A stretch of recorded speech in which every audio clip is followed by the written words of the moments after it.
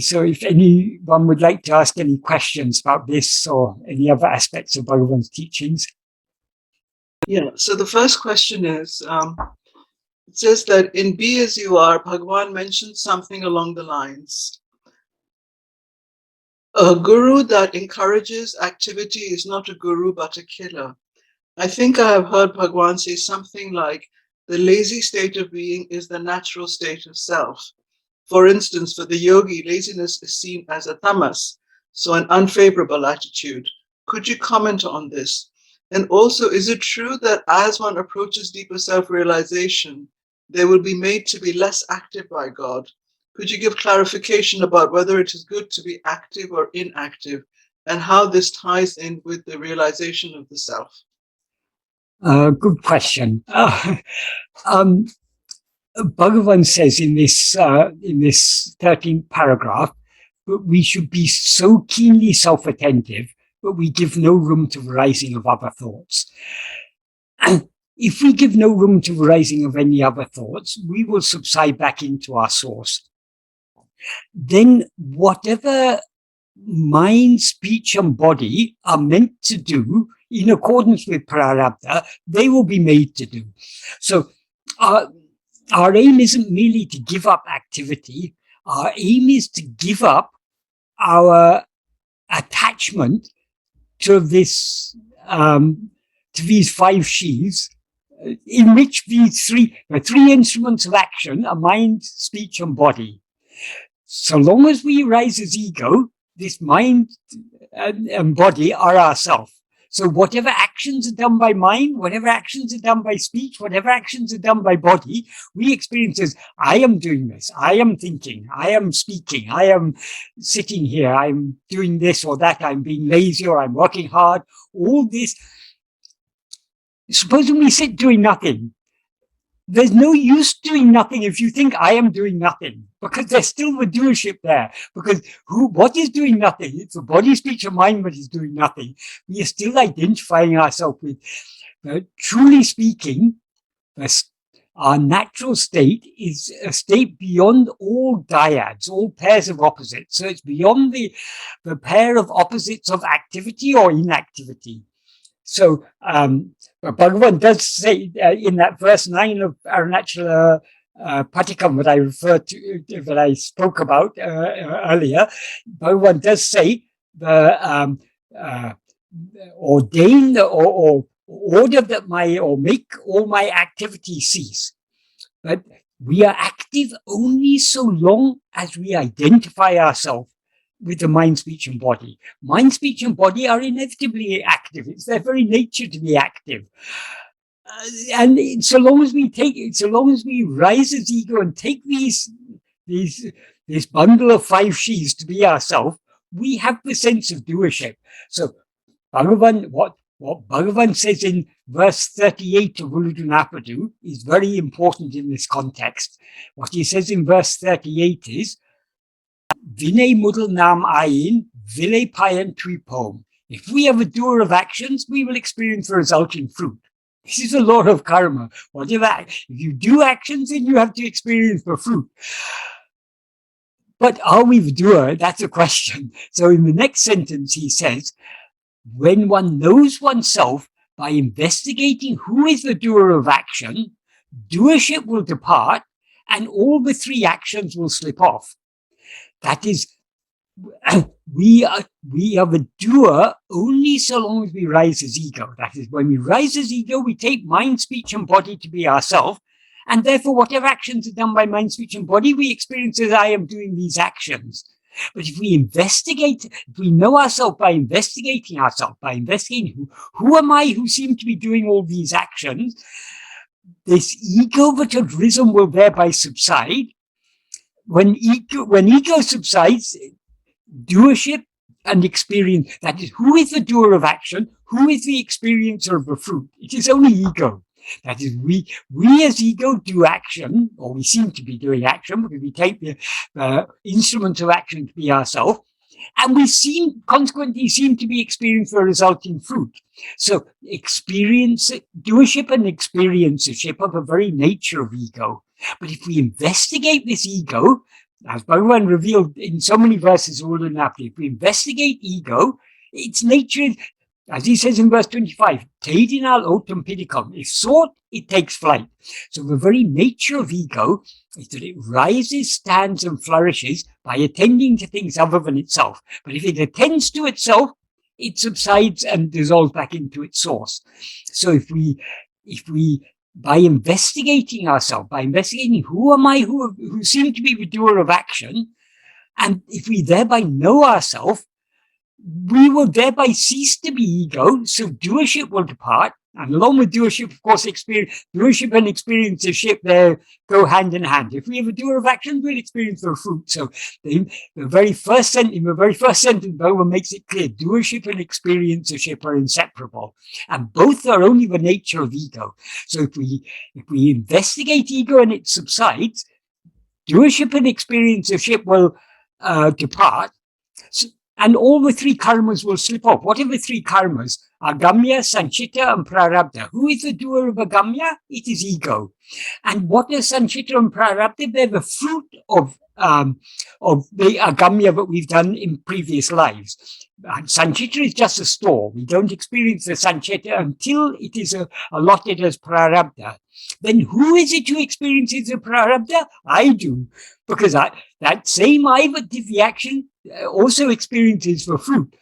But so without a doer and an experiencer, in other words, without ego, without doer, there cannot be any agamya. Without an experiencer, there cannot be any sanchita or prarabdha, because the fruit means what we experience as a consequence of the actions that we've done in the past. So when there's no experiencer, sanchita and prarabdha also, so all three karmas cease to exist when we get rid of the doership and experiencership. And who is the doer and experiencer? It is only ego. So investigate ego, we get rid of all of these things. And Bhagavan concludes by saying the state of liberation, which is eternal. That means when ego ceases to exist, and it's along with its doership and experiencership, what then remains, that is the state of liberation. But that is not a state that is newly attained. He says, Nittama Mukti Nilai. This is the state of liberation which is eternal. That is, even now we are liberated. But we seem to be bound only because we've risen as ego. But have we risen as ego? If we investigate this ego, we'll find there's no such thing, and we have never actually risen as ego. We've never done any karma, and we've never experienced any fruit. But in order to experience that, we need to investigate ourselves. So so long as we rise as ego, activity is inevitable. That is, the body, speech, and mind, their very nature is to be active. And so long as we take this body, speech, and mind to be ourselves, we feel I am the doer of action. So even if we feel I'm not doing anything, I'm sitting in meditation, I'm not thinking any thought, I'm not saying anything, I'm not doing anything, there's still an I that's doing the meditation. But I am sitting doing meditation. Who is that I? That is what Bhagavan wants us to investigate. So we need to go beyond we need to go beyond all dyads. As Bhagavan says in another very important verse in Uḷḷadu Nāṛpadu is verse 9. What Bhagavan says in verse 9 of Uḷḷadu Nāṛpadu is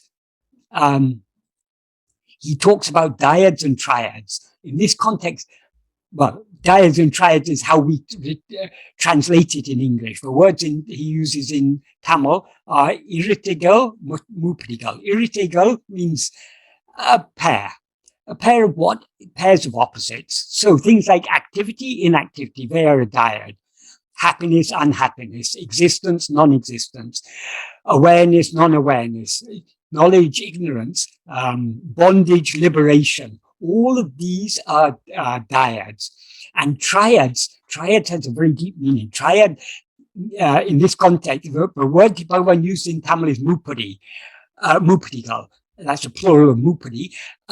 That's a Tamil form of the Sanskrit word triputi. Triputi is a term that is used in in epistemology, particularly in Vedanta, the Triputty is the knower, the means of knowing, and what is known.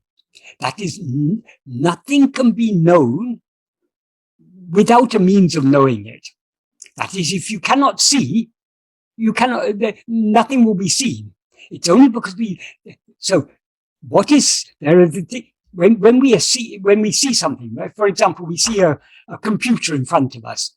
The computer is something that is seen, but without that means of knowing that computer, that means of knowing, how do we know it? By seeing it. So without the seeing, there cannot be anything seen. And without a seer, there cannot be any seeing. So all this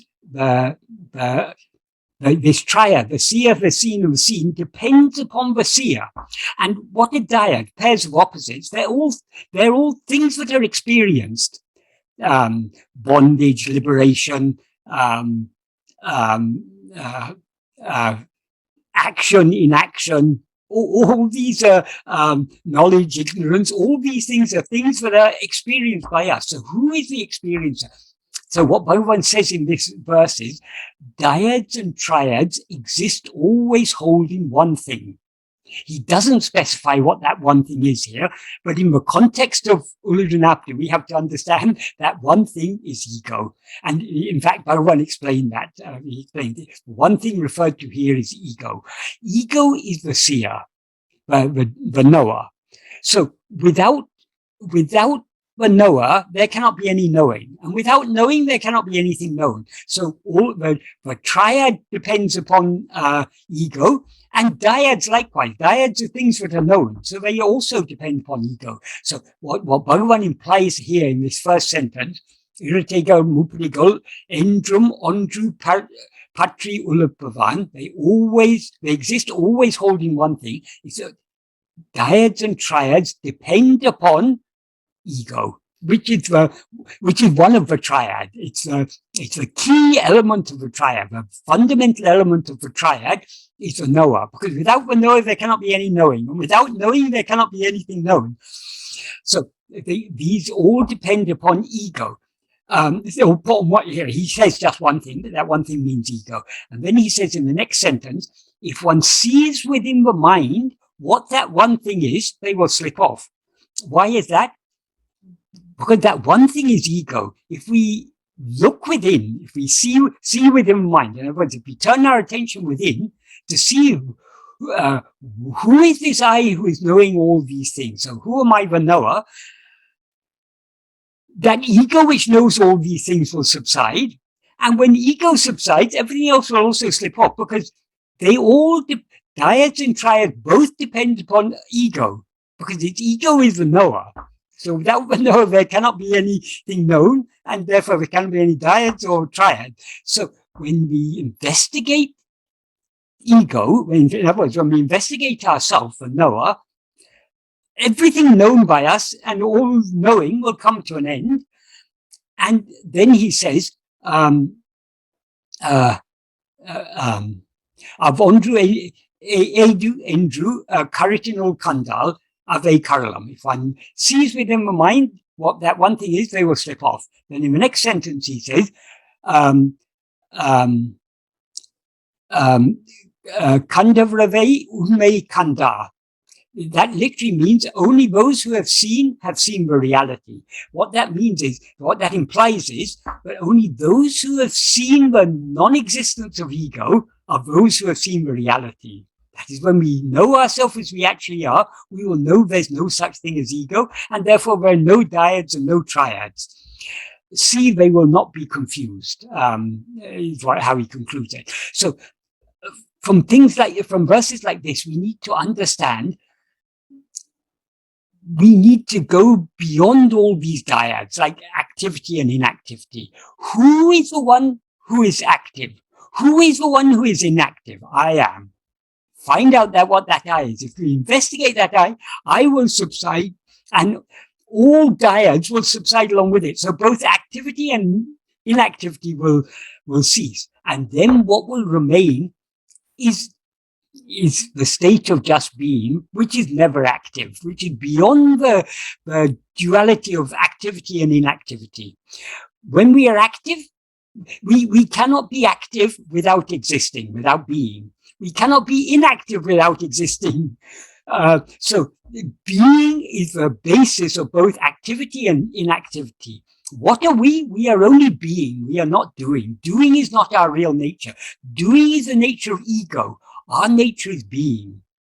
So of course, being is not doing, but it's also beyond the dyad of doing and non-doing. So but what Bhagavan points us to is something very, very deep. Obviously, yes, we have to leave all activity, but just being inactive is not the solution, because we are just changing our identification from I am active to I am inactive. That is not the point. Who is this I who feels itself sometimes to be active, sometimes to be inactive? So when Bhagavan says that laziness is the supreme state, the laziness he's referring to, that is, the word he uses is sombal. Sombal is in Tamil means laziness. This is a verse in Guru Vachakavai. It was Murugan who recorded this. He's not just referring to laziness in the usual sense in which we understand it. He's referring to that state of being that transcends both activity and inactivity. So we must be we must be so lazy that neither do we do anything, nor do we not do anything. We just be, just are. In other words, we need to go beyond the duality of doing and not doing. I hope that adequately answers that question. I think it does. And Bhagavan says in this paragraph we're talking about today, sorry, this 13th paragraph, why should we be constantly thinking it's necessary to do like this, it's necessary to do like that? So we need not be concerned whether should I do nothing or should I do something? Even that we shouldn't think about. We leave all that burden to him. So in the state of complete surrender is a state beyond the duality of activity or inactivity. And only when we're beyond that duality is that the true state, the state of true laziness that Bhagavan is referring to. Yes, sorry, Sharon. Yeah, the next question is, we continuously exist in the context of space, and this space both surrounds us and is inside us, even though almost all the time we are completely oblivious to it. Certain Buddhist teachers have spoken in terms of having a mind like space. I'm wondering whether Bhagavan spoke. It says, I'm wondering whether Bhagavan spoke much or at all about space. We don't exist in space. Space exists in us. That is, space is it's an idea that we have. That idea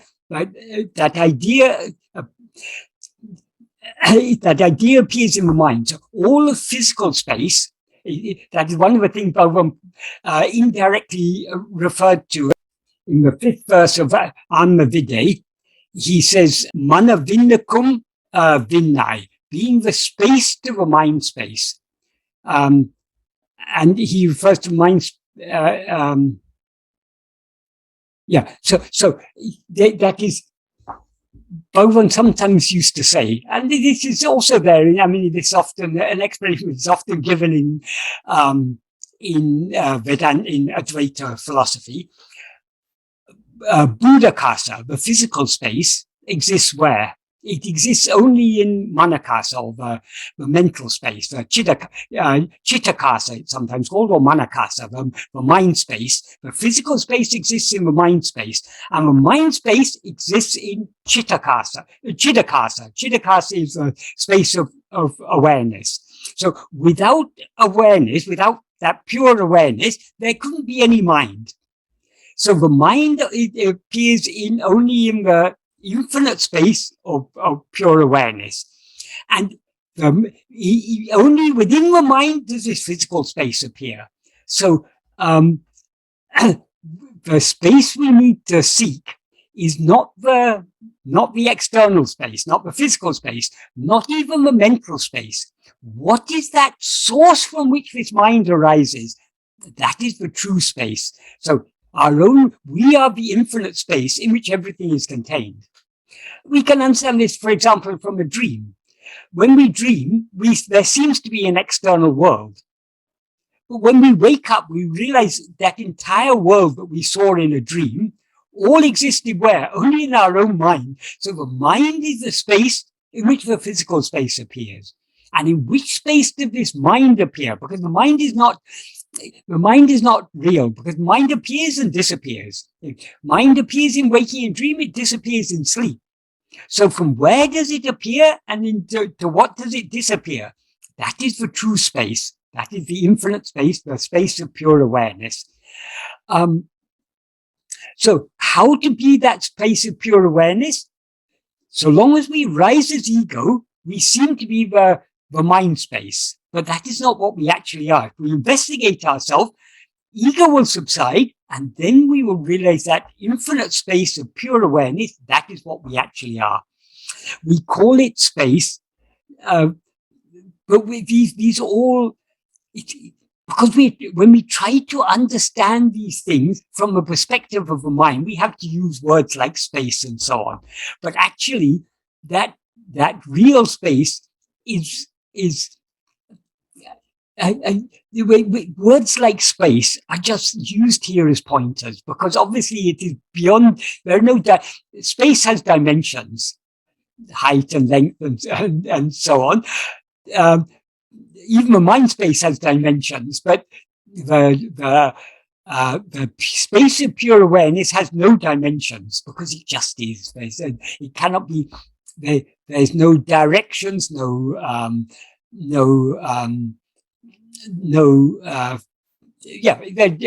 no dimensions. It's a dimensionless space. So it's a spaceless space, we can say. So all these, we can't grasp these things with our mind, because the mind appears from what? Only from that. So whatever we think of, we think it only within our mind space. All thoughts appear only in the mind space, just like the physical universe, which Bhagavan says is just a thought or a series of thoughts. It all appears only in the mind space. If we want to know the space in which the mind exists, we need to merge back within. And then the space we find there is a space beyond all mental conception. I don't know whether that fully answers the question or not. That's one way of, that's one perspective from which to consider it. There may be more. Was there anything more in the question that I've not answered? No, I don't think. Let me just, no, it's basically about the nature of sort of the metaphor of space. Bhagavan uses the metaphor in other places also. For example, in Akṣaramaṇamālai, he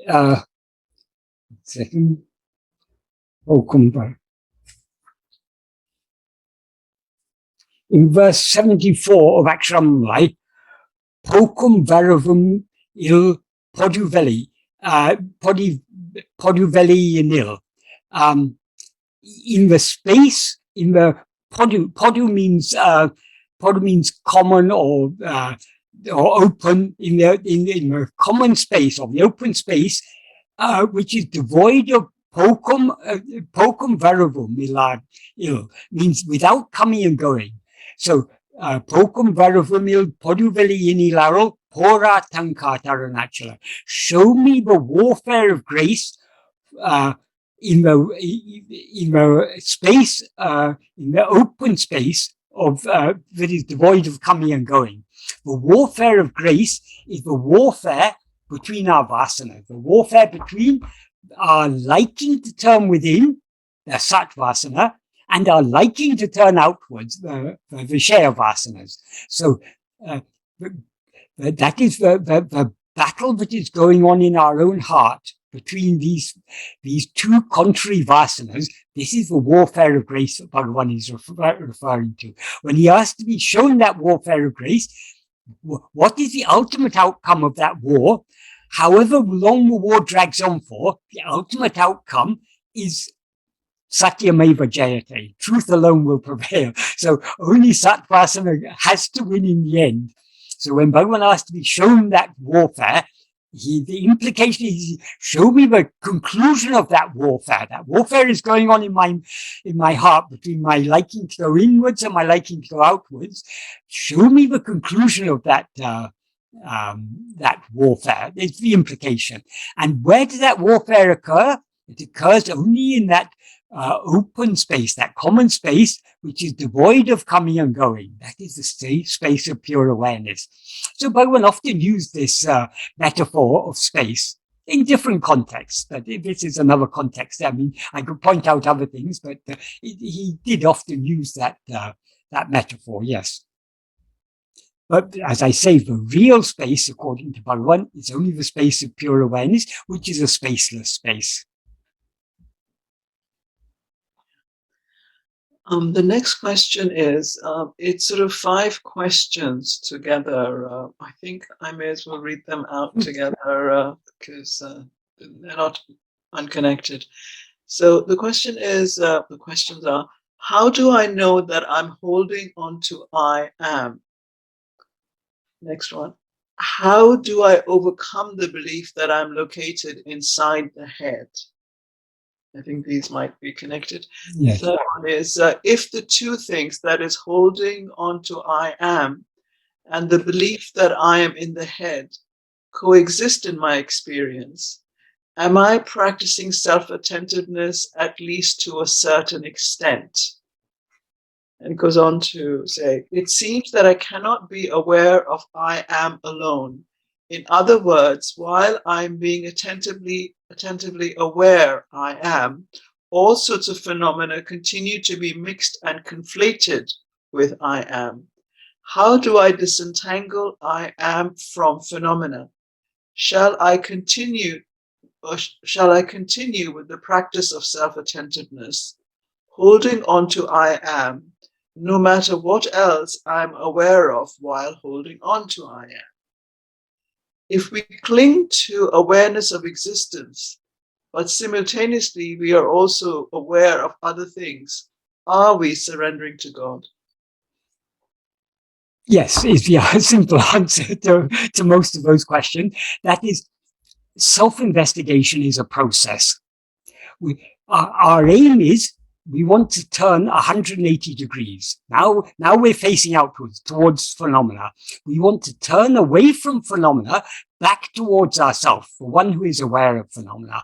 So because we still have Vishaya vasanas, we are not yet willing to let go entirely of other things. So we cannot force ourselves to let go. All we can try to do is to hold on to I am more and more. The more we hold on to I am, the more we are letting go of other things.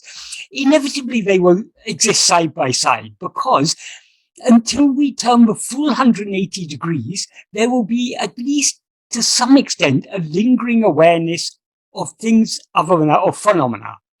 And the very nature of ego, as Bhagavan said, ego is dehatma buddhi. It is that false awareness of ourself as I am this body. So long as we rise as ego, yes, we do feel we are confined within this body. I'm inside this body. I'm not outside.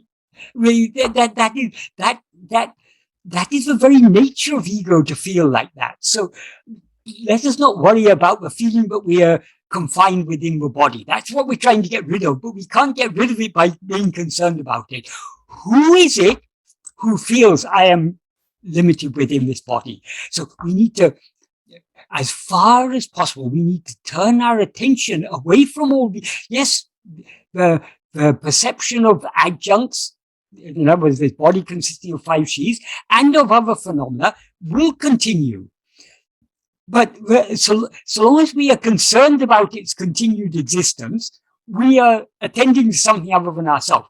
Let it in verse 6 of Aruṇācala Aṣṭakam, Bhagavan ends by saying, Nindrida sendrida ninevida vindre. Let them go on or let them not go on. They're not other than you. So let us not be concerned about the appearance of phenomena. as Bhagavan says in the 6th paragraph of Nāṉ Ār, however many thoughts arise, however many thoughts arise, or whatever number of thoughts arise, so what? Big deal. We shouldn't concern ourselves, because so long as we're worrying, thoughts are appearing, or I'm still aware of the body, what are we attending to? We're attending to something other than ourselves. So to whom Bhagavan's clue to break this this habit of being concerned about other things is whatever may appear, to whom does it appear? So let us not be concerned about what appears. Let us be concerned only about to what does it appear? That's ourself. We need to, the more we cling to ourselves, the more other things will drop off. Bhagavan never asked us to push away the world. He said, don't worry about the world. Let the world take care of itself. You hold on to yourself. So we're not trying to get rid of thought. We're not trying to get rid of the world. We're not trying to get rid of the body. We're not trying to get rid of the mind. We're not trying to get rid of anything. We're just trying to hold on to ourselves. If we hold on to ourselves, we thereby get rid of everything. But so long as we think, I've got to get rid of this, thoughts are an obstacle. So how can I get rid of thoughts? We are thinking about thoughts. So long as we're thinking about thoughts, we can't be free of thoughts. We need to be unconcerned about everything. Unconcerned about the world, about the body, about the mind, about if let anything happen as it's meant to happen. Nindrida Sendrida Ninevida Vindra. Let it go on or let it not go on. Ninevida Vindra, that final thing he says, it's not other than you. So, or it's not apart from you. It's not without me, except you. It doesn't exist. So what is real is only I am. So our aim is to try to hold on to I am and not to be concerned about anything else. So long as we're concerned about anything else, our interest is going in that direction, our attention is going in that direction. Our aim is to divert our attention away from all other things by taking interest only in ourselves. The only thing we should be concerned about is, who am I? It doesn't matter about other things. Thoughts need not concern us, mind need not concern us, world need not concern us, body need not concern us, nothing should concern us. The only thing which should concern us is, who am I? We need to be so eager to know who we are. Regarding the first question, how do I know what I'm clinging to I am? Nobody can tell you that. You yourself, that is, we all know I am.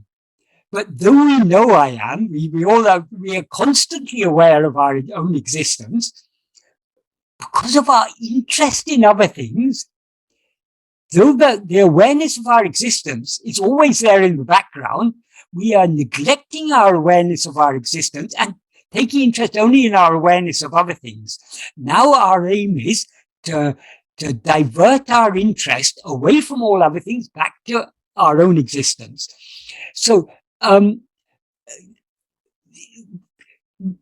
know what is, though we cannot point out anything as I am, we are all clearly aware I am. So what we are trying to do is to attend more and more to that fundamental awareness of our own existence.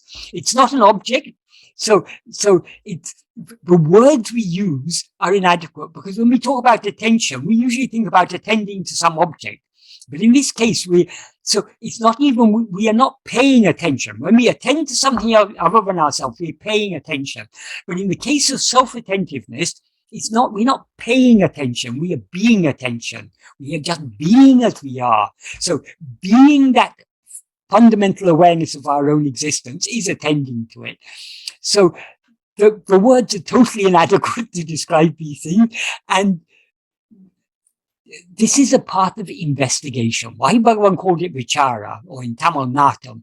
Vichara and Natam mean investigation. And he used various other terms also, anusantana, and various terms, araichi, aivu. There's so many terms in both Sanskrit and Tamil Bhagavan used. They all imply investigation. In an investigation, when we start an investigation, we don't know what we're going to find at the end. We don't even know in which direction to start investigating. We don't even know in which direction to move. But as the investigation goes on, the way becomes clearer and clearer, and the goal becomes clearer and clearer. So we just have to, Bhagavan has given us sufficient pointers. Attend to yourself. Be self-attentive. Be attentively self-aware. Let us just follow those pointers. The more we follow them, the clearer the meaning of those words will become. The words will never become clear unless we try to apply them in practice. To the extent to which we apply them in practice, to that extent they will become clear. So nobody can tell you,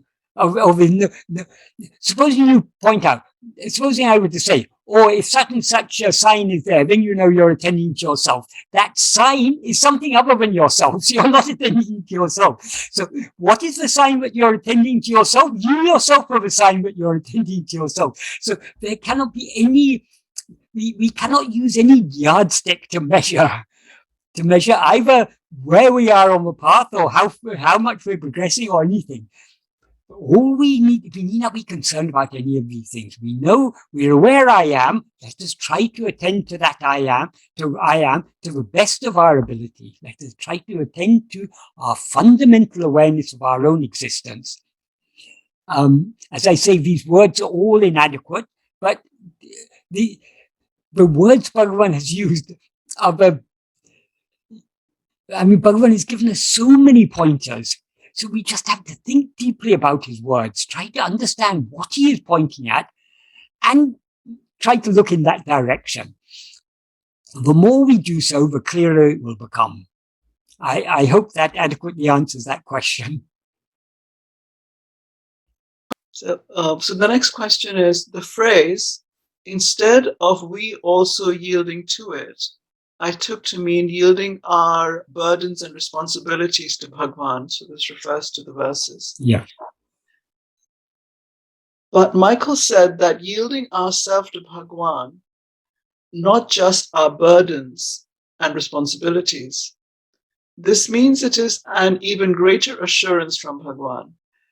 Not only our burdens and our life will be taken care of by Bhagavan, but he will also take charge of us entirely. Have I understood this correctly? Is this implicit in this paragraph?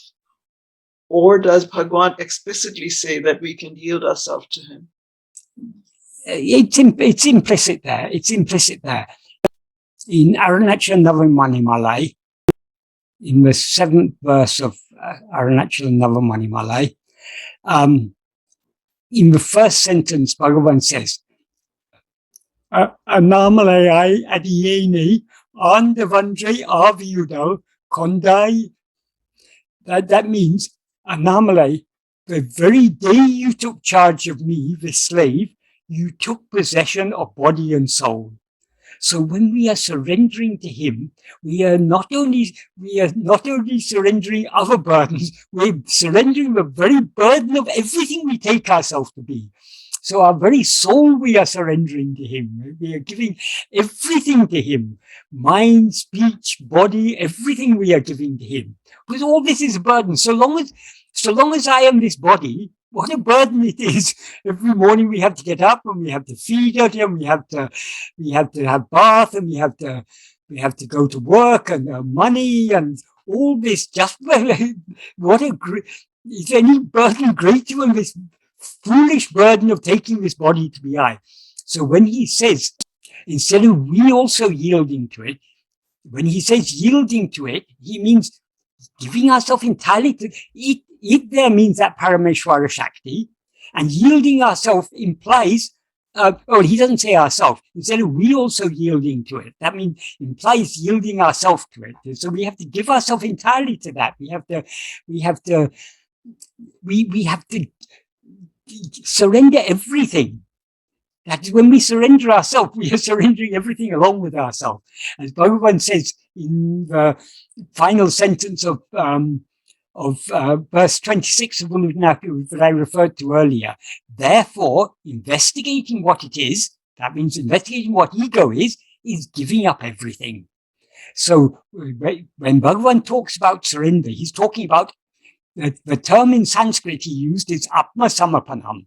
Atma there means oneself. Obviously, Atma doesn't mean it means ego there. It's not our real self. So when we surrender ego, we surrender everything else with ego, because everything else comes only with ego. When we don't raise his ego in sleep, nothing else is there. As he says in the beginning of that verse 26 of Uḷḷadu Nāṛpadu, Handai Undayan and Aitmum Dahun. If ego comes into existence, everything comes into existence. If ego doesn't exist, everything doesn't exist. And as he said in that, the same thing he says in that the final paragraph of Nāṉ Ār that I referred to earlier, Tān erundal sakalomam erum. If oneself arises, everything rises. Tāna danginal sakaloma dangam. If oneself subsides, everything subsides. So when Bhagavan talks about surrender, he's not just talking about surrendering this or that. He's talking about surrendering ourselves. And when we surrender ourselves, we are surrendering everything. So when he says, instead of we also yielding to it, he's referring to giving ourselves entirely to that, surrendering mind, speech, body, everything to him. All cares, all concerns, everything, including not only all the cares and the concerns and the body and the mind and everything, surrendering the I that has all these concerns and cares and concerns, the I that takes this body to be ourself. That's why in the first sentence he says, but being Atma-vichara param without giving even the slightest room to the rising of any other thought is Tanne Ār Padam. It's giving oneself to God. That Tanne is referring to ourself. That's ego.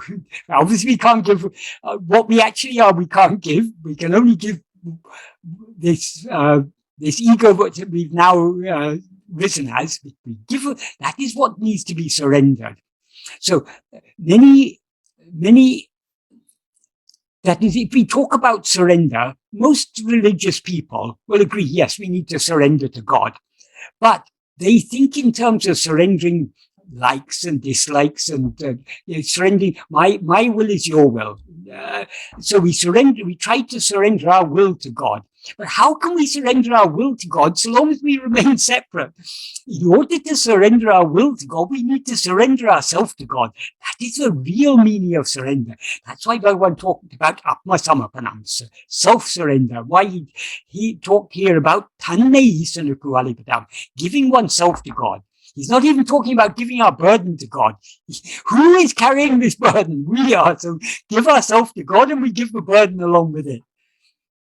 The burden is all the thoughts. If we give ourselves, we give all the thoughts also.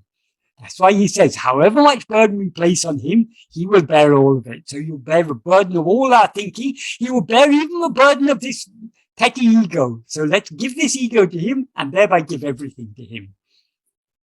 I hope that is answering the question that I was asked. I hope that adequately answers the question I was asked. Yes, it does, I think. The next question is, it's sort of two questions together. The first is it Kamya Bhakti to ask Aruṇācala for love towards him? And second, is attending to oneself, that is self-attention, the highest form of devotion to Aruṇācala? In perfect self-attention, Aruṇācala does not exist, so how can that be supreme devotion? Since I have not reached that maturity, it is difficult for me to understand that Aruṇācala is shining within me as I, and that is why attending to I is best of all. When we are self-attentive, when we are truly self-attentive, it's not that Aruṇācala doesn't exist. Only Aruṇācala exists, because what is it we are attending to? That I that we are attending to, that is Aruṇācala. Bhagavan says in the second verse of Aruṇācala Pañcaratnam, Nityamum, always, Nān Idya Naditu Vai. You always dance in the heart as I.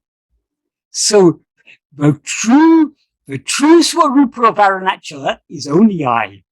That's why in the very first verse of Akṣaramaṇamālai, Bhagavan implies that Aruṇācala mena ahame nene pava. That implies Aruṇācala ahame ena nene pava. Those who think Aruṇācala is only I. So the true form of Aruṇācala is I. Why did Aruṇācala appear outwardly in the form of a hill? Because we're allowing our attention to go outwards. So he appeared outwardly to turn our attention back within. So the true Aruṇācala Smarana, Smaranat Aruṇācalam, mere remembrance of Aruṇācala will give mukti.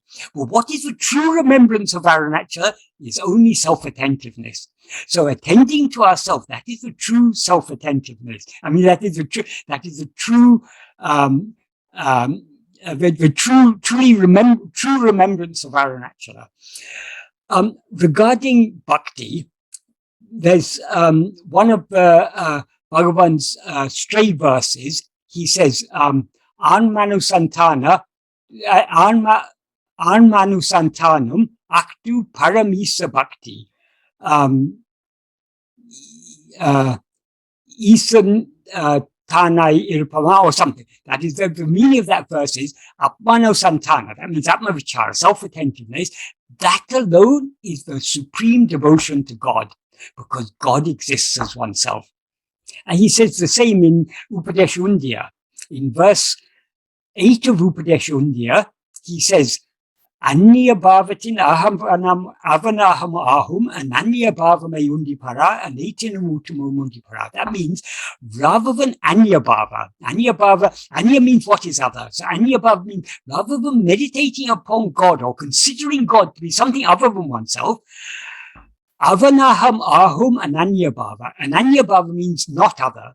I mean, ananya means not other. So ananya bhava is meditating on what is not other. And avanaham ahum means that ananya bhava in which he is I. So when we recognize that God is that, that Aruṇācala is that which is shining in our heart as I, we meditate on I. What does Bhagavan say? Anatinam uttamam. That is the best among all. So rather than meditating upon the outer, meditating on the outer form of Aruṇācala is very good. Remembering Aruṇācala, the outer form of Aruṇācala is very good because it has a special power to turn our attention back within. But best among all, rather than taking Aruṇācala to be some form, something other than ourselves, to recognize that Aruṇācala is that which is shining in our heart as I, and to meditate on him accordingly. That is the best among all. And then in the next verse, Bhagavan says, Bhava balatinal, by the strength of bhava, by the strength of meditation. Which meditation is he referring to? The same meditation he said in the previous verse is best among all. That is the ananya bhava. By the strength of that ananya bhava, and bhava balatinal, bhavanatita satbhava tirutale. That is being in satbhava. Satbhava means a true being. Bhavanatita, that true being which transcends bhavana. Bhavana there means meditation in the form of meditating on some form. Bhavana is meditation that involves mental activity in this context. I mean, I'm not saying in all contexts, but in this particular context, when Bhagavan says bhavanatita, he's talking about meditation on anything other than ourselves. Meditation on anything other than ourselves is a mental activity. So long as we're meditating upon something other than ourselves, we are not just being in our real being. So he says, by the strength of that bhava, that implies by the strength of ananya bhava, by the strength of self-attentiveness, being in our real being. The more we attend to ourselves, the more we subside and remain in our real being. And that, he says, is parabhakti tattvam. That is the truth or the principle of supreme devotion. So there is no devotion higher than self-attentiveness. Why? Because when we are self-attentive, as he says in this first sentence of the 13th paragraph, Āṇma-chintane tavira vera-chintane kalambavati satram idam kadamo Atma-niṣṭha paranai irupade tanne īsanaku alipada. So by attending to ourselves, we are giving ourselves to God. So there cannot be any bhakti greater than self-attentiveness. That is the ultimate, this is the supreme bhakti. It is the parabhakti tattva. Being so keenly self-attentive that we don't rise to think about anything else, that we just remain in our real being, that is parabhakti. So that is why Bhagavan emphasized so much on the need for us to be self-attentive. Even if we find it difficult, even if we find that we're unwilling to be self-attentive, let us try at least little by little by little. Sanne sanne uparamet. Krishna says in Gītā, slowly bring the mind to a state of stillness. Atma-samstam mana-kritva na kinchitapi chintayat. Fix the mind in yourself and do not think of anything else. That is a teaching of Krishna. That in that verse, I think that's verse maybe 25 of chapter 6 of Bhagavad Gītā. Krishna has beautifully explained what is Bhagavan's teaching. We've got to slowly, sane, gradually. In Tamil, when Bhagavan translating that in Tamil, he says mella. That's in verse 20. I'll get the verse. It's such an important verse. Yeah, this is Bhagavan's translation of verse 25 of chapter 6 of Bhagavad Gītā. Dhiram se buddhyanal, by an intellect endowed with courage, or chittate, the mind, mella, slowly, gradually, nera seya vendam nischalana. We've got to slowly bring to the mind to a state of motionlessness. How do we bring the mind to a state of motionlessness? Marataneo, great charioteer, chittate, Āṇma-Viddai. Fix the mind in yourself. That is Atma-samstam mana-kritva. It's in the Sanskrit original. And then in matredavam ittanayam ennidade. Do not think even in the slightest of anything else. Na kinchitapi chintayat in the original. So that is what Bhagavan is talking about in this first sentence of the 13th paragraph of Nāṉ Ār. We need to be so keenly self-attentive, but we thereby don't give the slightest room to the rising of any other thought. So this is the supreme devotion, being self-attentive. There's no devotion higher than being self-attentive. This is what this is the final import of all the Vedas. That is the import of all the ultimate meaning of the ultimate import of all the Vedas is contained in Vedanta. And the ultimate import of Vedanta is what is the ultimate import of Vedanta? Tattvamasi, you are that. If we are that, what should we attend to? We should only attend to ourselves. So this is the cream of all religions, all philosophies, all the Vedas, even in the Bible. What did Jesus say? They will say, look here, look there. But I say, look, see, the kingdom of God is within you. He didn't just say the kingdom of God is within you. He said, look, see, the kingdom of God is within you. So we have to look within to see what we actually are. So this is the ultimate, that is what Bhagavan has taught us. This is the cream of all religions, of all philosophies. This is the ultimate goal of not even human life, of all life, is to know and to be what we actually are. And we can know and be what we actually are only by clinging firmly to self-attentiveness. So this is the highest of all devotion. This is giving up. What can be greater? Can there be any love greater than that love which is ready to give itself entirely to what is loved? How can we, so long as we retain ourselves as a separate entity, how can we be said to truly love God? If we truly love God, we should give ourselves entirely to God. How can we give ourselves entirely to God? Only by clinging to self-attentiveness so firmly that we give not even the slightest room to the rising of any other thoughts. This is the ultimate.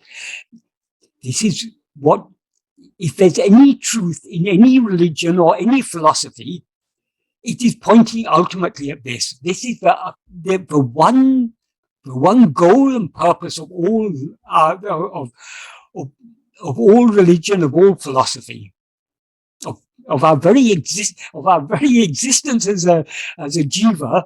This is the goal. This is to find out what we actually are. That is there can't be any other purpose to life. So long as we don't know what we actually are, what is the point of life? We first need, how can we know God if we don't even know ourselves?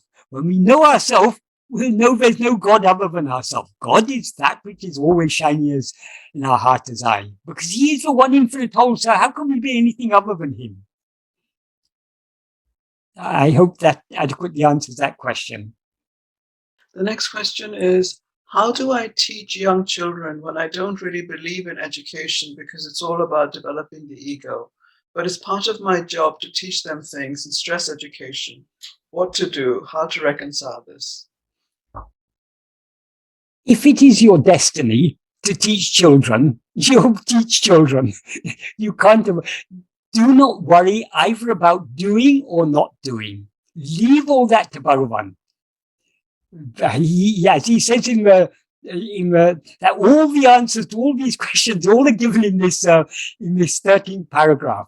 He says, why should we be constant, instead of yielding ourselves to that Parameshvara Shakti, which is making everything happen as it's meant to happen, instead of yielding to it, why should we be perpetually thinking it's necessary to do like this, it's necessary to do like this, like that? If it's the destiny of your mind, speech, and body to teach children, you will teach children. If it's not your destiny, even if you want to teach children, you won't be able to teach children. So leave the entire burden to him. Don't concern yourself about this. A lot of modern education is teaching us how to live in the world. That is, what is most lacking in modern education is much of modern education is very superficial. It's teaching us the basic skills of survival in the modern world. We have to learn certain things that we need in order to function in this modern world. But what is most lacking in modern education is any education in philosophy, in the deeper meaning of life. What is the use of gaining all the skills to live in this world and earn money and everything if our life is meaningless? Life has to have some meaning. It has to have some value, and we can find that value not in material. There's no value in material things. Whatever material things, even if we amass vast wealth, what's going to happen to it when we die? We're going to have to say goodbye to it. So there's no real meaning in this material life. If we want to give meaning to our life, we've got to find something beyond the material. And that is what is most lacking in modern education. So if it's your destiny to teach children, perhaps yes, okay, there's a curriculum, you have to stick to the curriculum, you have to enable them to pass your exam, that's what you're being paid for. But you can also, and if you don't do that, if the children don't pass the exam, you're later going to be kicked out of your job. So do what you're destined to do, because you can't avoid it anyway. But maybe you can find opportunities here and there to talk about things a little deeper, to make them question things in life. That's when you've got a classroom of children, you can somehow or other, I'm not saying to teach the deepest of philosophy, but try to kindle their curiosity in asking deeper questions. If that helps to give more meaning to a profession you're doing, well and good. But ultimately, what you're going to teach those children, what your body, speech, and mind are going to be made to do, they will be made to do. So just leave it to Bhagavan. Don't be concerned about these things. Teaching is actually a very nice profession. It's a very noble profession. It's just unfortunate that nowadays, because of the demands of the modern materialistic world, there's little scope for introducing deeper things in education.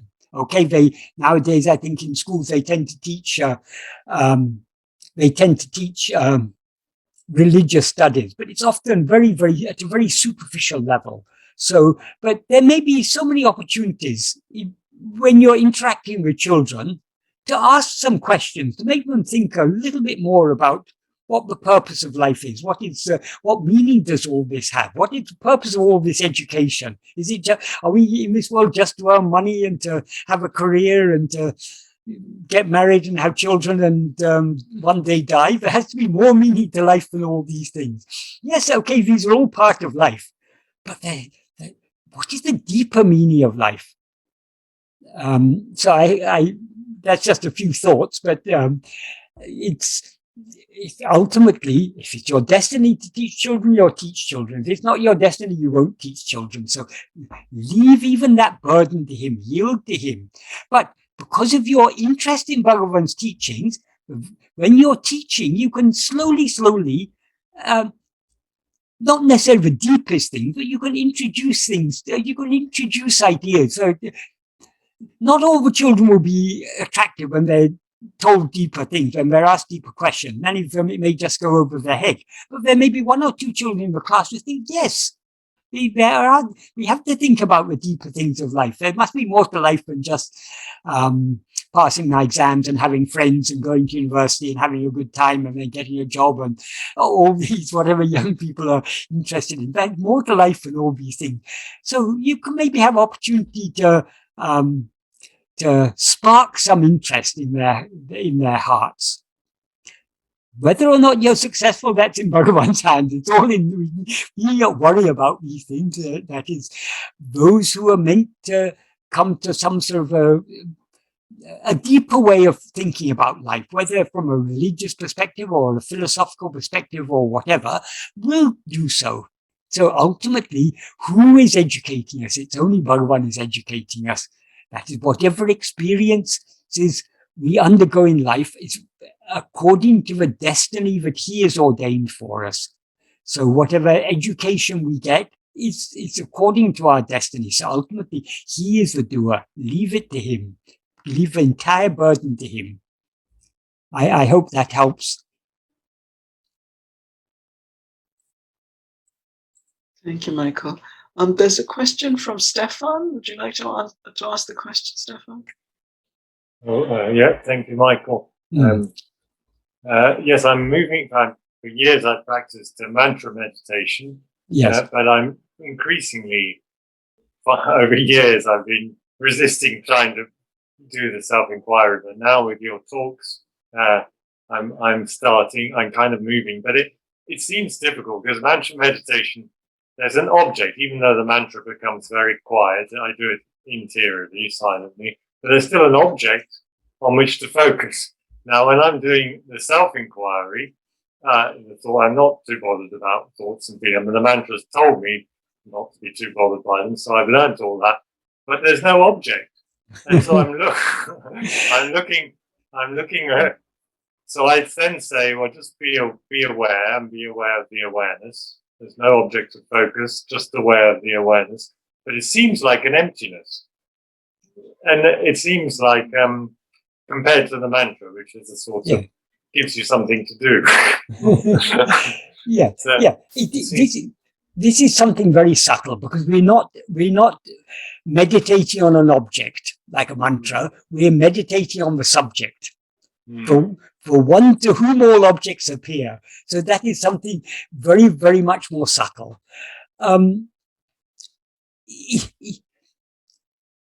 Whatever words we use are very inadequate. We can talk about attending to ourselves, but even that is, these are just pointers, because we can't attend to ourselves in the same way that we attend to objects. We can attend to ourselves only by being aware of ourselves, just being aware of our own existence.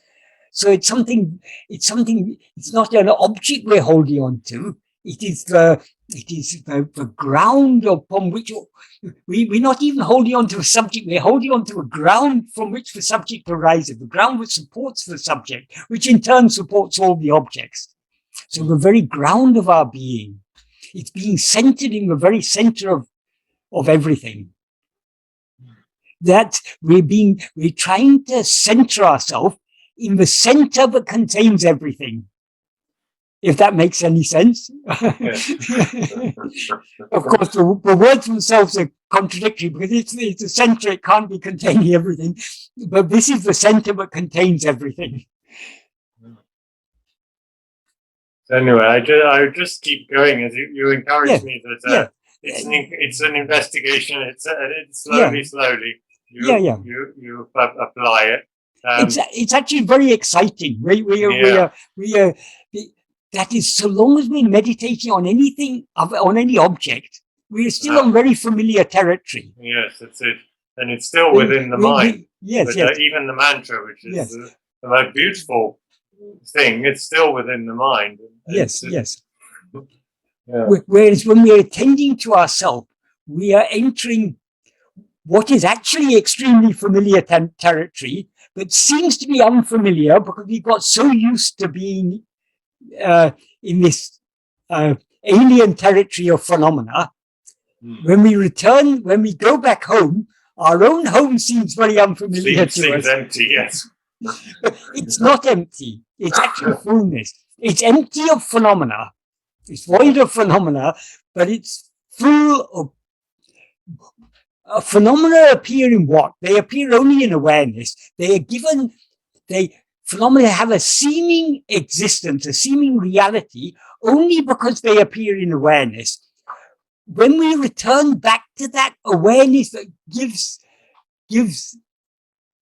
appearance to all these things, it gives life, gives existence to all these things, we are actually not returning to emptiness, we're returning to fullness. So we have to find that fullness within ourselves. That fullness which is empty of all phenomena. Thank you. I find it very helpful, these twice 2-week talks. Yeah, thank you. Yeah, because Bhagavan's teaching, I mean, what am I talking about? I'm just talking about what Bhagavan has said, because in my experience, okay, I've read talks, I've read so many of these books, but actually, when push comes to shove, none of these other books are necessary. If we understand Bhagavan's original writings, everything is answered there. So it's good to read talks and day by day. Maharshi's Gospel is a very nice book, and these things are there. But the real heart, that is, whatever substance we find in those books is already there in Bhagavan's own original writings. Yeah. Even Guruvacchakakavai, it's a very nice book to read. There's a lot there, and it's a lot more useful than other books. But even that, the essence of what is being said in Guruvacchakakavai has already been written by Bhagavan in his own original writings. So I've many years ago, I helped Sadhuam to translate Guruvacchakakavai, and it's a wonderful work, but it's more than 1,250 verses. I've got a very poor memory, so I can't remember most of the verses, but Bhagavan's works are relatively few. That is, Aruṇācala Stuti Pañcakam maybe comes to, Akṣaramaṇamālai is 108 verses. That's the biggest of them all. And the others, it comes to another, maybe about 30, 40 verses. So basically, between 140, 150 verses in Stuti Pañcakam, and then 40 verses of Uḷḷadu Nāṛpadu, 30 verses of Upadēśa Undiyār, Āṉma-Viddai, Ekāma Pañcakam. These are just a few small works. So basically, within just a few hundred verses, and in Nāṉ Ār, Bhagavan has given us everything we need to know. And because it's so little he's written, it's relatively easy to remember what he said where. So if we study Bhagavan's original writings and think deeply about them, it gives us so much enthusiasm to follow this path. So the context in which I said this is, you said these talks are useful. They're useful only, not because of anything I'm saying, it's only because I'm pointing out to what Bhagavan has said. Yeah. Because he's given us all the pointers, all the clues, all the encouragement that we need. All we need to do is to try our best to apply it in practice. None of us do very well because we've all still got strong outward-going tendencies. Doesn't matter. All we can do is try our best. If we try our best, he will take care of everything else. Thank you. The next question is, how do we know when we are being and not identified as the doer? Since the last few months, there has been a paradigm shift, and thoughts and desires and attachments fell away naturally, and things arise and disappear, but I don't feel identified or attached to anything. It seems as though there is no one here, but how can I be sure that it's not the ego playing tricks? And to add to the question, there have been one or two battles with vasana since the shift happened, but there is mostly contentment, peace, silence, and a body here doing actions, but not much in the head going on. Does self-investigation still need to happen, or has the state that Bhagavan talks about here already? How does one know? Or is self-investigation only needed when confusion or vasanas arise? Bhagavan says in the 11th paragraph of Nāṉ Ār, he begins by saying, Manatinkan edu varayal vishaya vasanagal irkinjanavo adu varayal nana enum vicharanayum vendam. So long as vishaya vasanas exist in the mind, so long is the investigation who am I necessary. Vishaya vasanas means our inclination to attend to or be aware of anything other than ourselves. Vishaya means objects or phenomena.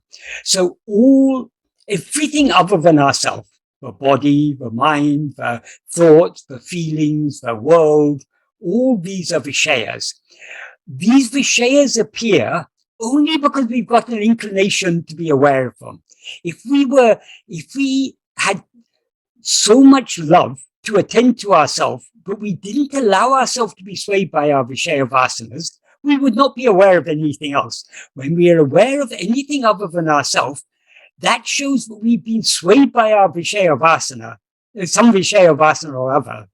Vishaya vasana means the inclination. So that inclination or that liking to be aware of anything other than ourselves is what causes other things to appear. If we didn't have any liking to be aware of anything else, if we clung to self-attentiveness so firmly, as Bhagavan says in the first sentence of the 13th paragraph, if we cling to self-attentiveness so firmly that we give not even the slightest room to the rising of any other thought, we wouldn't be aware of any phenomena, because all phenomena are only thoughts. So when we're aware of things, now we may say, it may seem to us that we are relatively unattached. We are relatively unconcerned about these things. That is good. But we shouldn't think that we are completely free of attachment, because our very being aware of anything other than ourselves is itself, it's because we are clinging to those things that we're aware of them, because we're allowing our attention to go out towards those things. So we can be said to be free of attachment only when we are so firmly attached to ourselves that we don't allow our attention to move away from ourselves towards anything else. So the state you're in may be a good state, but vichara is very, very necessary. Otherwise, it can be very easy to get lulled into a state of complacency. It's very nice to be relatively peaceful, to be relatively free of attachments or desires, to be relatively unperturbed by things. That's all very nice, but we shouldn't stop with that. We need to go deeper. But who is it who is not concerned about these things? Who is it who feels I'm detached from these things? We need to, this investigation needs to go on until the I that it says, I'm experiencing this or that, I'm experiencing detachment, I'm no longer concerned about these things. That I itself has to go. That I is the root of all attachment. So long as that I is there, attachment is its very nature. It comes into existence grasping form. It stands grasping form. It feeds itself and flourishes grasping form. As Bhagavan says in verse 25 of Uḷḷadu Nāṛpadu, that word he uses for grasping is a verb. The noun equivalent of that verb means attachment, patru. Patra means both clinging and holding and being attached. So so long as we are aware of anything other than ourselves, we haven't overcome all attachments, because nothing would appear if we were not to some extent attached to it. We may be relatively detached. We're less concerned about these things than we are in the past. Things that in the past may have agitated us or concerned us or perturbed us, we now indifferent from, okay, all this, it's all part of a dream of this life, it goes on. So we may be relatively detached, but why are we still here then? If we are relatively detached, but we are still relatively attached. We are still not completely detached. So we need to pursue this investigation, because self-investigation, it's not just a matter of giving up other things. In verse 16 of Upadēśa Undiyār, Bhagavan says, "Veli videngale vittu." That means leaving external phenomena. In other words, letting go of everything else. But he doesn't stop with that. That's just an adverbial clause. The main part of the sentence is, "Manam tan oli uru ordale Undipara, unme unicham Undipara." So the mind knowing its own form of light is true awareness. So the mind knowing its own form of light, that means we have to be attending to ourselves. If we give up attending to other things without attending to ourselves, if we take it far enough, we end up in laya. That is what the yogis do. They achieve a state they call nirvikalpa samadhi or something. According to Bhagavan, that's just a state of manolaya. It's of no spiritual value at all. Bhagavan used to tell the story of a yogi on the banks of the Ganga who went into nirvikalpa samadhi for 300 years. But when he woke up, before going into nirvikalpa samadhi, he had asked for water. When he woke up, the first thing he did was, Yangra's, where's my water? 300 years had passed. The Ganga had changed course, and the disciple whom he had asked to bring water long ago passed away. But he was in that state of nirvikalpa samadhi. Bhagavan said, not even the most superficial thought was destroyed. What about all the vasanas? Vasanas are not destroyed in the state of manolaya. So Bhagavan always used to warn us against the state of manolaya. So this type of yogic samadhi, Bhagavan said, is to be avoided.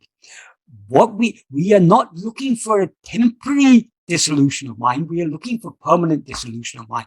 And permanent dissolution of mind comes only by self-knowledge. Only by being aware of ourselves as we actually are is ego destroyed. Because ego is a false awareness of ourselves. Merely a temporary subsidence of ego is not the solution to our problems. So the vichara is absolutely necessary. We need to. It doesn't matter whether your mind is peaceful or agitated, whether you're detached or attached. Doesn't matter. Who is it who is attached? Who is it who is detached? Who is it who is agitated? Who is it who is peaceful? Who am I? That's why Bhagavan said, so long as the slightest trace of any vichara vasanas exists within the mind, this investigation is necessary. And what is the sign that vichara vasanas exist within the mind? The fact that we are aware of visharas means we are under the sway of vichara vasanas.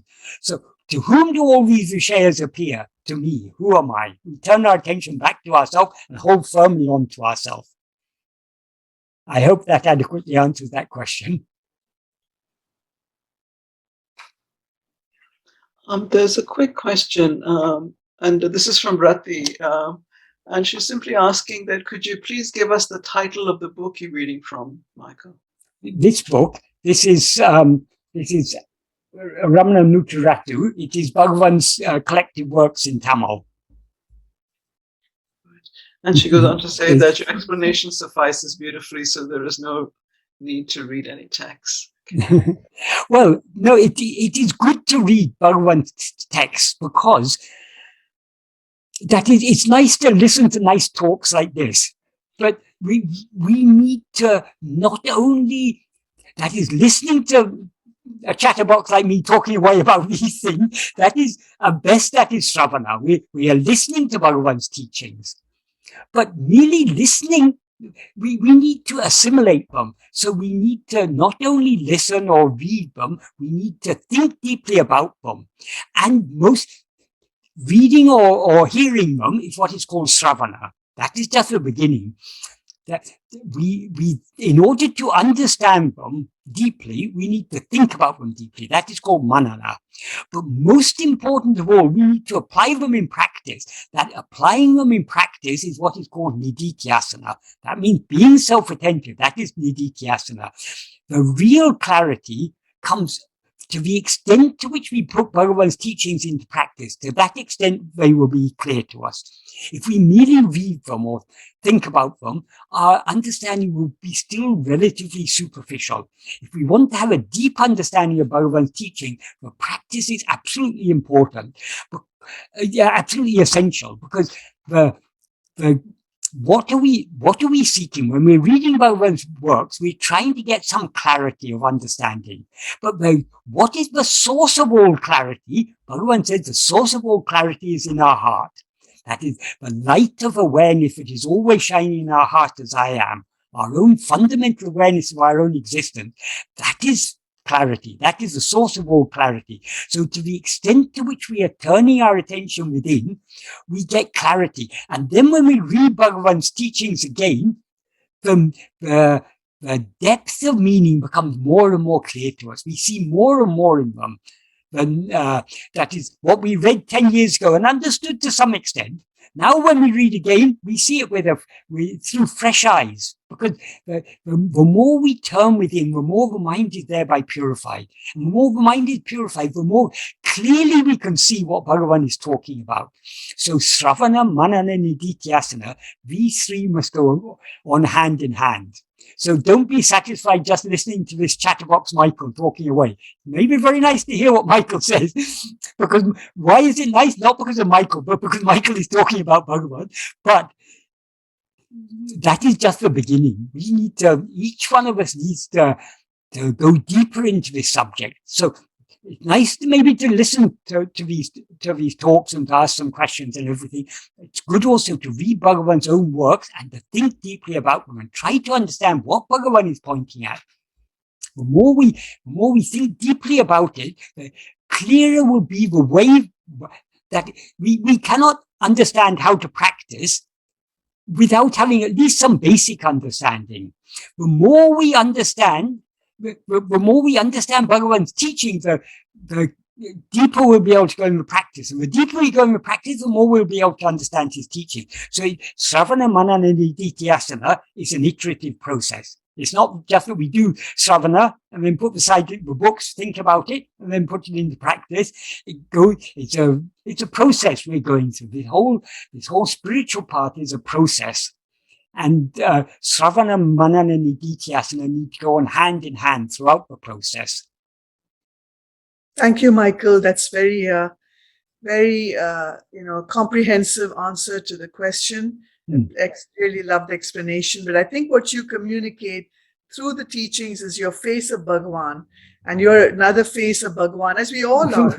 Yes, yes. Bhagavan ego. But you're one face of Bhagavan, which we see as an outward form, which is very so humble. Humility is what comes through, You're lucky because you're seeing me from outside. If you were seeing me from inside, you'd have a different view of me. I am not nearly so. Don't be deceived by appearances. Don't judge a book by its cover. So I am in the same position as everyone else. I have my own Vishaya vasanas. I'm struggling to put Bhagavan's teachings into practice. So just because I'm able to talk a lot about them doesn't mean I'm any better than anyone else. Anyway, you made the choices in life to spend 25 years or so in Arunachalam and to be with Sadhu Om and to be as close to Bhagavan as possible. Did I choose that, or did Bhagavan choose that? Before I was born, Bhagavan had chosen that. That is the prarabdha is already, it's preordained. That Bhagavan selects what is the best thing for us to experience. And so if we seem to have made choices, I chose to live 25 years in Tirunelveli or whatever, I think it was 20 years actually, but I chose that. Did I choose that? While I was living there, I thought I was going to spend my whole life there. But as it turned out, Bhagavan had other ideas. After some time, he kicked me out. That is, the We expect our prarabdha. If our prarabdha is going along a certain course, we think it will continue in that course, but he will change things around. He knows what is best for us. So nothing ultimately is according to our choice. If we make the right choices, it's because he's making us make the right choices, because ultimately it is he who has decided everything. So all we need to do is to yield ourselves more and more to him. But wouldn't you? You also said, Michael, that at every instance we exercise the choice. We have the most fundamental choice we have is either to attend to ourselves or to attend to other things. If we attend to other things, we are being swayed by our Vishaya vasanas. If we attend to ourselves, we are being swayed by Satvasana, otherwise called Bhakti. So it's we who choose whether to allow ourselves to be swayed by our Vishaya vasanas or to be swayed by the Satvasana. So we have that choice. But when we allow ourselves to be swayed by the Vishaya vasanas, what we experience, that is preordained. Yes. Thank you, Michael. Thank you. Well, thanks to Bhagavan.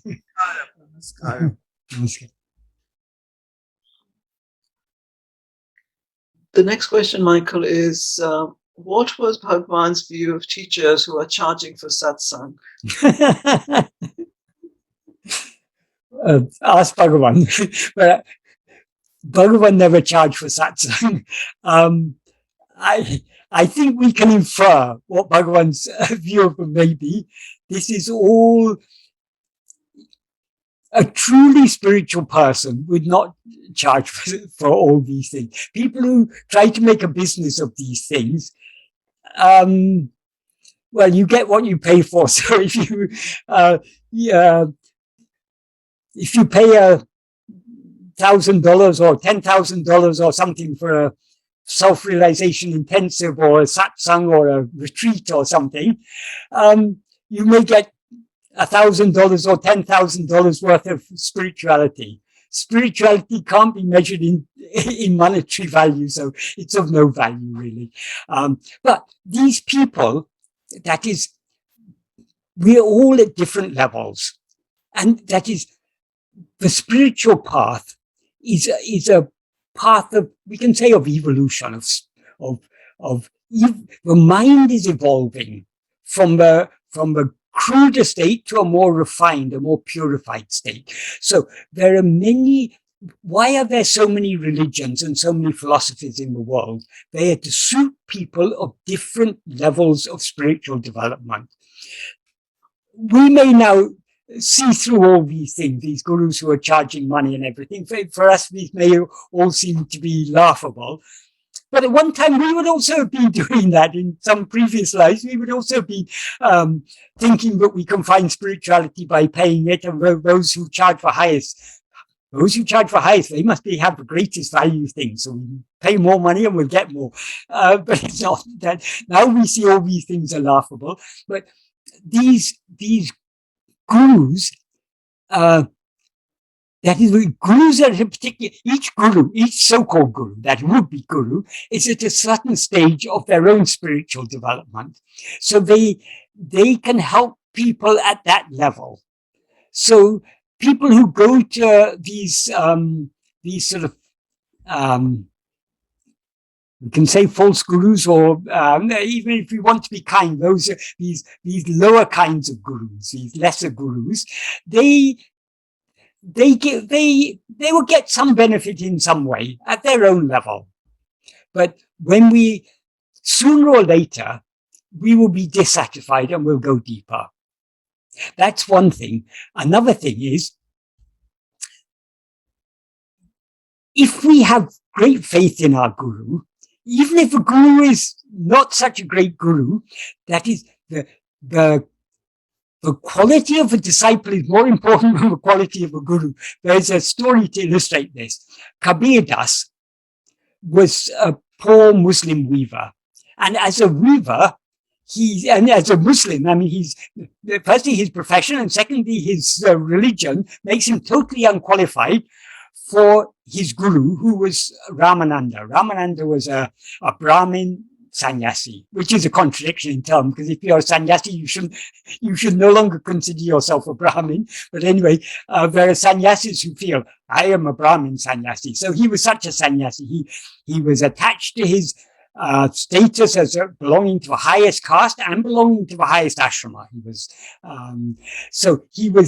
He was not the highest kind of guru, but Kabir Das had great faith in him. So there are stories to illustrate how Kabir Das was actually far greater than his guru.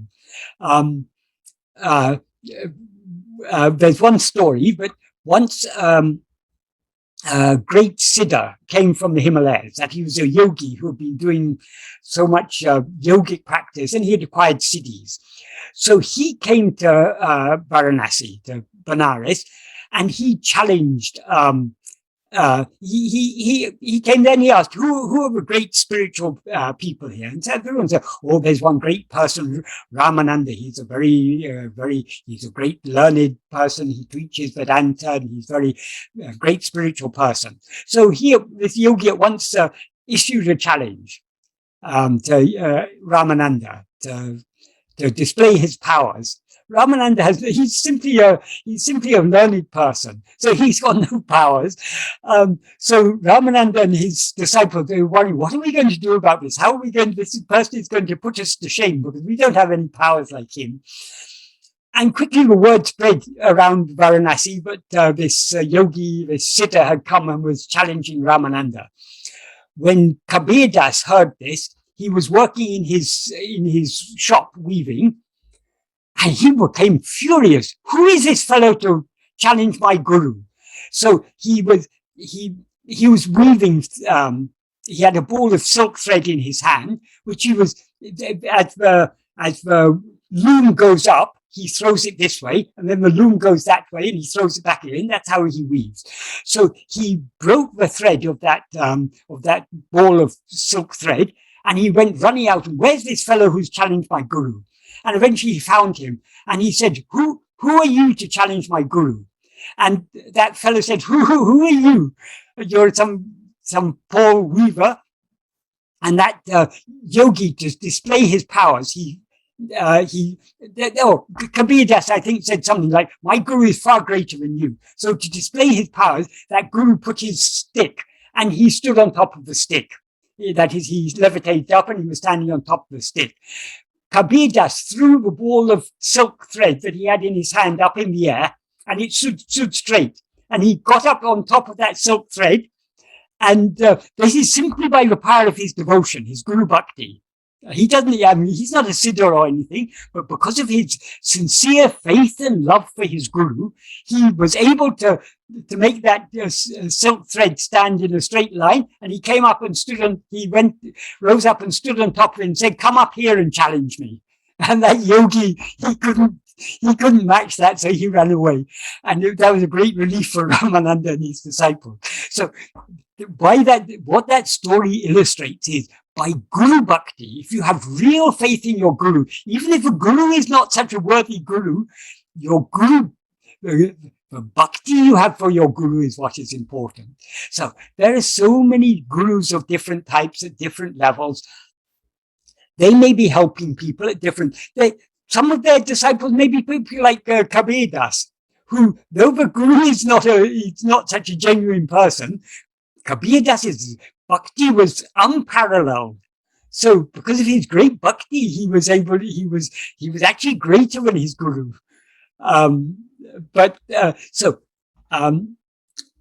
All these different religions, all these different gurus, all these different philosophies, all these different practices, they're all there to suit people of different needs. If people didn't have those needs, those gurus wouldn't have any followers. If people didn't have need for churches and mosques and synagogues and temples, those temples and churches wouldn't have any business. There wouldn't be anyone coming to them. So the very fact that these things exist in this world means they have a place there. But then they are nothing compared. I mean, Bhagavan and his teachings is way beyond all these things. So from the perspective of Bhagavan's teachings, we can say any guru who charges money is a lesser type of guru, not a very highly evolved soul, because they're still looking for, if a guru truly had faith in God, why would they charge money? If God wants to provide for them, let God provide. They would leave it to God to take care of them.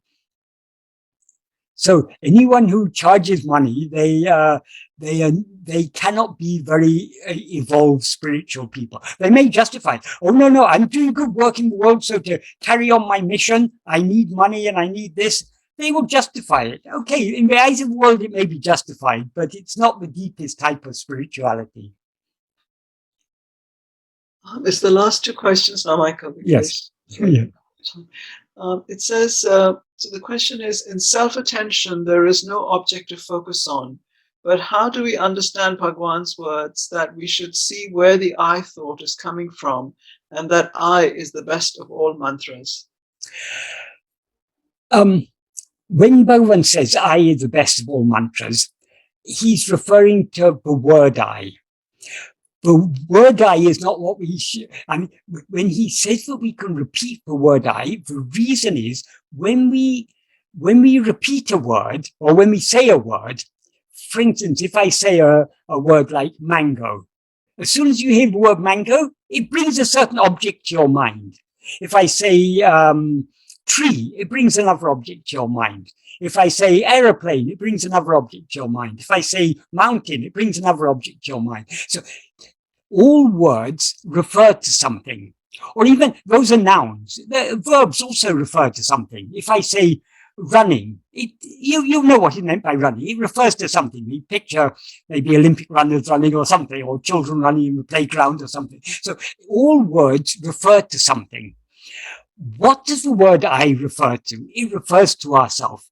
So the reason Bhagavan said it's the greatest of all mantras is if we repeat the word I, not just superficially, but trying to attend to that to which the word refers. So supposing, for example, we are doing japa of a name of God. Say we're doing japa of the name Rama. We're repeating Ram, Ram, Ram, Ram, Ram. If we just mechanically repeating that word Ram, that's not going to have much. That's not going to have much efficacy. It may have some benefit, but it's not going to be very deep. But if we are repeating the name Ram and thinking about Lord Rama, and thinking about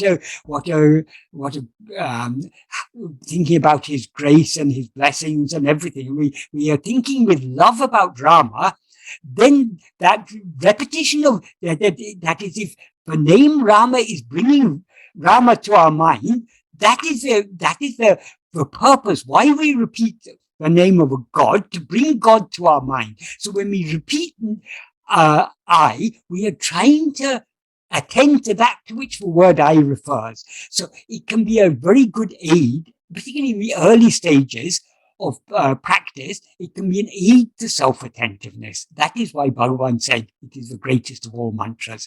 Because what is God? God is that which is shining in us as I. So what is the word that refers most directly to God? It is only I.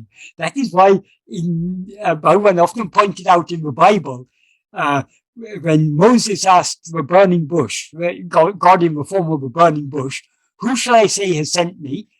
God identifies himself saying, I am that I am. Say that I am has sent you. So I is the first and foremost name of God. And as the first and foremost name of God, it's therefore the first and foremost of all mantras. That is, but the efficacy of that mantra I, it is efficacious to the extent to which we attend to that to which that word is referring. It doesn't matter which language. Bhagavan didn't say only aham or nān. In whatever your language may be, whatever is the word for I in that language, that is the greatest name of God. So this is a translatable mantra. Most mantras we can't translate, but this is one mantra we can translate into any language in the world, because in every language there's a word denoting I. So this is the mantra which is common to everyone. We can't say, oh, they're only Brahmins can repeat this mantra. It's not such a mantra. Anyone and everyone can repeat this mantra, but to get the real benefit out of repeating that mantra, we need to repeat it with attention on that to which that word I refers, in other words, to ourselves. That's the second part of your question. The first part of your question is, I is not an object, so how do we attend to it? Everything that we are aware of, other than ourselves, is an object. But we are not an object, we are the subject. Just as we are aware of objects, we're also aware of the subject. We're aware of our own, and more deeper than the subject, we're aware of our awareness of our existence. So it is when we are asked to attend to ourselves, we are trying to attend to our own being, our own existence, our own awareness, which we are always aware of, because we are always aware I am. So what is it that when we say I am, what are we referring to? We're referring to our existence and our awareness of our existence, which are one and the same. So we should try to attend just to our own being. It is not an object, but it's something that we're always clearly aware of. If we were not aware of it, we could say, oh, I can't find this eye. Some people say, I can't find the eye, as if there are two eyes, one eye looking for another eye. No, when we say I can't find, who is the eye who can't find? That is the eye we should be attending to. So it's something that we all clearly know. We know more clearly than we know any other thing. And it's the only thing that we know constantly. When we're awake, we know I am. When we're asleep, when we're dreaming, we know I am. When we're asleep, we know I am. So the one thing that we are always aware of, that we always know, is I am. So we can attend to it, but it obviously attending to ourselves, attending to I, attending to that to which the word I refers, is obviously much more subtle than attending to any object. But it's something that we're clearly aware of, so we can attend to it. But attending to it, how do we attend to it? Because what is I? I is our very being. So we can attend to our being only by being our being. So by consciously being, by just being. I mean, all these words are just pointing. We can't adequately capture it in words, but whatever words Bhagavan has given us, they're all very, very valuable pointers. That is why we need to not only read what Bhagavan has written, but we need to think deeply about it, because these are very deep and subtle pointers Bhagavan has given us. Very clear pointers, but very deep. So we need to think deeply about them to understand what Bhagavan is pointing at. And more important, I mean, we need to think deeply about it, but most important, we need to try to put it into practice. How can we learn how to be self-attentive? Only by trying to be self-attentive. The more we try to be self-attentive, the clearer it will be, the clearer the meaning of the words being self-attentive will become. And the last question is, and this is about Ramana's prayer to Aruṇācala when Bhagavan's mother got ill. And the question is that he prayed to Aruṇācala for her healing. This seems to go against the idea to not ask for anything, but merging with the self. Yes, this is something people are often puzzled about. Michael Stewart is asking the question. He has his hand up, so maybe he'd like to add something to it. Okay. I assume, Michael, that you know why I'm asking this question. Yes, I do. Yeah, but just so that other people can unpack it. You know, I've gotten to the point where I've stopped intentionally praying for anything other than surrender to Bhagavan and his grace to realize God, the self, the guru. Yeah. And so it's brought me, not strangely, but gratefully to a lot more faith and love for Bhagavan, and I feel him all the time now as a formless and sometimes a formed. But anyway, the point is that I stopped asking for healing. I'm very, very sick with a terrible disease. My body is. I am, but my body is. My mind, and also same thing, I guess. But I stopped. People say, "Oh, we should pray for your healing," and I don't listen to that anymore at all. But then I read that he prayed for his mother to become physically well. And I thought, well, it just confused me, because I don't want to be praying for anything other than knowledge of his will and to know him and to know myself, to know know the I. Okay. But is it, you got my question, I think. I get the question. To understand this, we need to think about who was it who prayed? There is no, that is, in our view, Bhagavan seems to be a person. Right. But Bhagavan is not a person. There's no ego there. So there's no I that felt, this is my mother. But it is part of his mother's prarabdha. But she must have been a very, very blessed soul. It's an extremely good fortune. I mean, it's beyond imagination what a great fortune it is for a mother to bear Bhagavan himself in her womb. I mean, it's a tremendous blessing. And so that the very fact that she was Bhagavan's mother was a great blessing for her. But Bhagavan, and when I say Bhagavan, I'm not referring to the person that we take Bhagavan to be. Bhagavan as Aruṇācala, as God, as Guru, Bhagavan as he really is. He's only a person in our view. It was Bhagavan who gave her that prarabdha.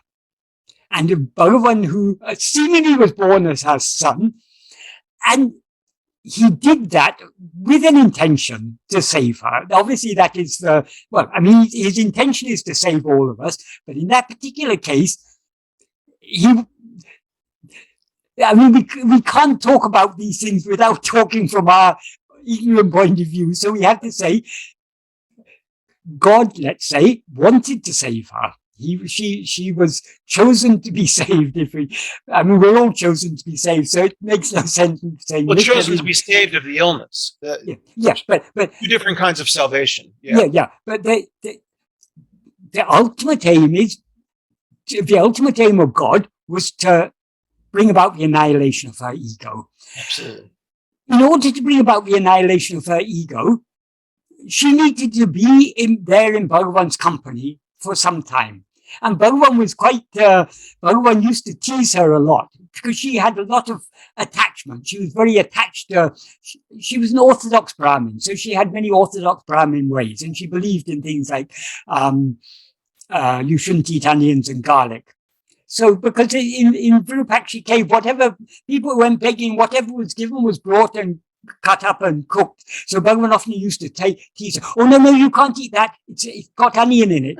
And like that, because he was trying to root out her attachments. But anyway, when she became sick, it was the destiny of that body to live for some more time. So if circumstances had been different, maybe a doctor would have come there and given medicine for her fever. Bhagavan didn't have any medicine to give her. The medicine that was given to her was that prayer. But Aruṇācala made Bhagavan pray, we can say. Or God made, that person we take as Ramana Maharshi was made to pray like that, because there's no ego there that was praying. So that was the medicine that enabled her to recover from her fever. We can take it in that way. We also, if we read the verses, as with all of Bhagavan's verses, there's always room for deeper meaning. So the fever that Bhagavan was praying for her to be healed from is not just the fever of the physical fever, it's the fever of samsara, the fever of birth and death. So it also had a deeper meaning. So we can't adequately explain these things. We can't adequately explain anything about Bhagavan. This is not the sort of thing we would expect Bhagavan to do. But Bhagavan doesn't have to conform to our expectation. So in that case, he did something that we may normally not expect him to do. So how does that apply to someone with a practically incurable deadly and horrible disease. Well, okay, in your case, maybe in the past... Deadly, I'm not worried. Deadly, I'm not worried about. It's a day-to-day pain and suffering. Yeah. Okay. In the past, you may have been driven to pray for this. And we've all prayed in the past for this or that. Sure. But as we go deeper in Bhagavan's path, the inclination to pray for anything other than an annihilation of ego, to pray anything other than the type of prayers that Bhagavan has sung in Aruṇācala Pañcaratnam, that drops off. I mean, sometimes people ask me to pray for this or that. Sometimes I just nod my head, and because it's necessary to satisfy them. But if I'm able to, if it's not inappropriate to be honest, I tell them honestly I'm not able to pray, because it just doesn't come to me to because I'm so, I'm not saying that I'm surrendered or anything like that, but I'm so immersed in Bhagavan's teachings. I am firmly convinced Bhagavan knows what is best for each of us, and whatever happens, whether seemingly good or seemingly bad, is all for our good. So when we know everything is happening according to his will, and he knows what is best, because he's all knowing, he knows what is best. Because he's all powerful, he won't, and because he's all knowing, nothing can happen without his knowledge. Because he's all powerful, nothing can happen without his consent. And because he's all loving, nothing that happens with his knowledge and with his consent can be bad. It's all ultimately for good. From our perspective, it may seem to be bad. Yeah. Or why were 6 million Jews died in concentration camps? Surely that's bad. Why people die in wars? Why Taliban has taken over in Afghanistan? And what's going to happen to these poor Afghani people who they will interpret as traitors or not up to their standard of their own particular perverted view of what is Islam or whatever. I mean, why are all these things allowed? Why do people get cancer? Why do people get COVID? Why do people die of diseases, or why do people die in car accidents? All these things, from our point of view, we judge things. The things that we like, we say this is good. The things that are bad, the things that we don't like, we say are bad. So when Joe Biden won the election, we thought, that's good, because we thought he stood for something that we like. Now he's made this big blunder with Afghanistan. We think, oh, maybe he's not so good after all. But it's all our judgments of good and bad is according to our likes and dislikes. So what we like, we consider good. What we dislike, we consider bad. Yeah. But Bhagavan alone knows what is truly good. The things that we may not like may actually be good for us. Because what is the ultimate goal? The ultimate goal, that is, Bhagavan doesn't want to cheat us by giving us just trivial pleasure of life. Because these are all fleeting things. Nothing, even the highest pleasure of the highest heaven is finite, and it's fleeting. There's nothing is going to last. So Bhagavan only wants to give us, he wants to restore us to our own natural state, which is the infinite ocean of happiness. So in order to restore us to that, he can be ruthless. He can bring about wars. He can bring about all these things, because these are the means by which he's doing it only out of love. Because Bhagavan is love itself. So whatever he does is an act of love. So whatever he allows to happen, he's allowing it to happen for our good. So when we understand this, it becomes very difficult to pray, because we feel foolish praying. Yeah. Who are we to tell Bhagavan, I think this is good for me? Shouldn't you agree with me? Because my judgment is I can't be wrong in my judgment. When I think this is good, I must be right. I mean, what are we saying when we're asking Bhagavan? Are we telling ourselves that he doesn't know what is good for us? Or are we that he doesn't know our needs? Of course, he knows everything that we need. So praying for any kamyata prayer for anything seems foolish. Which is why it seems a bit puzzling to us why Bhagavan sang those verses for his mother. But we can I mean, we just have to understand that it's not a person, it's not an ego there praying for anything. It was all according to some divine plan. That's all we can say. But for us, we are now our ego. So for ego to ask for anything is obviously foolish. Yeah, it's sometimes maybe when things are particularly unbearable, we say, oh God, Bhagavan, please let me bear this, or please, sometimes we all, I mean, definitely there will be some Karmyata prayer at some time. Even if not asking Bhagavan to remove the difficulty, at least we'll ask him to give us the fortitude to bear it or something. Yeah, I mean, but these are all okay because,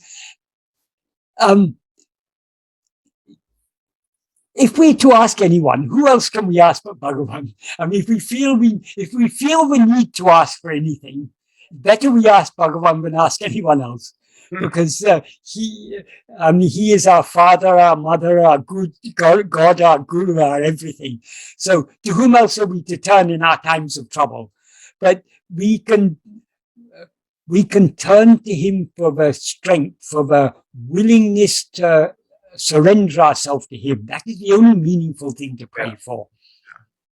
So if we, for example, if we pray to him to give us the fortitude to bear with the suffering we are undergoing, that is not exactly a Karmyata prayer, because fortitude is, we will have fortitude only to the extent to which we are willing to surrender to him. So indirectly, it's a prayer for helping us to surrender, to yield ourselves to him.